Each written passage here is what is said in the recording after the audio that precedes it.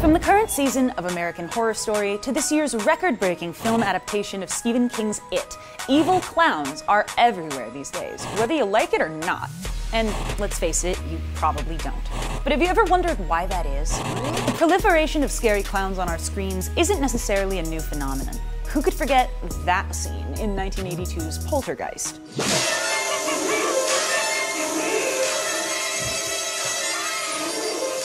Or Batman's very own clown prince of crime, the Joker.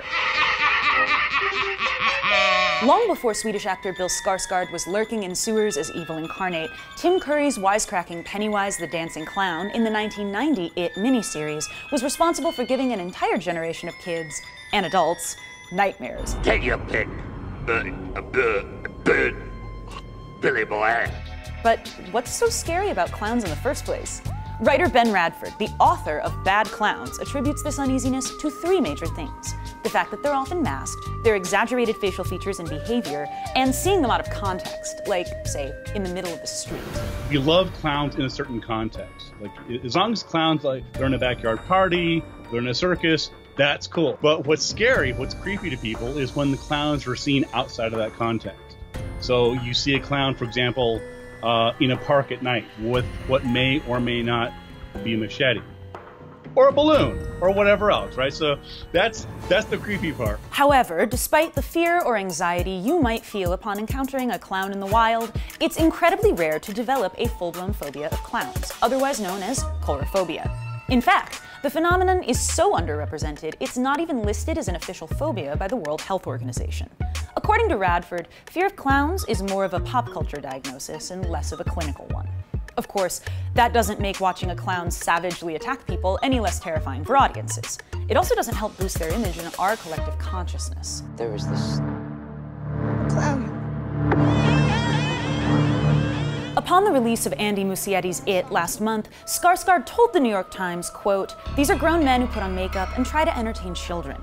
If you ask anybody what they think of clowns, it's associated as much or more with something crazy and scary as it is something joyful. I don't think this film is going to help that." We still love clowns, so Sorry, I don't Clown Union. No letter from the Clown Union. Rumors of It's negative impact on the professional clown community have been greatly exaggerated. In fact, according to Pam Moody, who's been a professional clown for over 2 decades and now serves as the president of the World Clown Association, business is booming.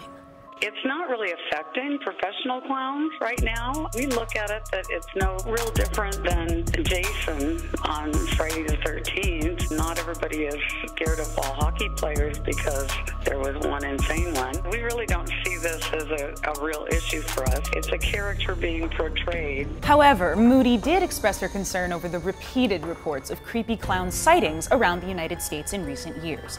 The Pennsylvania State Police reported at least a dozen creepy clown arrests in 2016.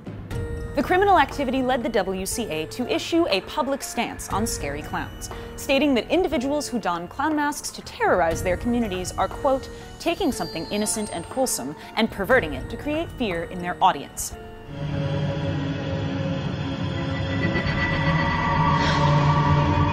So while watching shows like American Horror Story might reinforce the idea that clowns are inherently scary and might occasionally inspire real-life crime, the clown community is taking their pop culture relevance in stride. I think it's comical, and we've actually gotten a lot of comedy out of it ourselves because we are clowns after all. We can laugh at a lot of things, and we can make some sick humor too. Just between each other though. Love them or hate them, clowns are here to stay.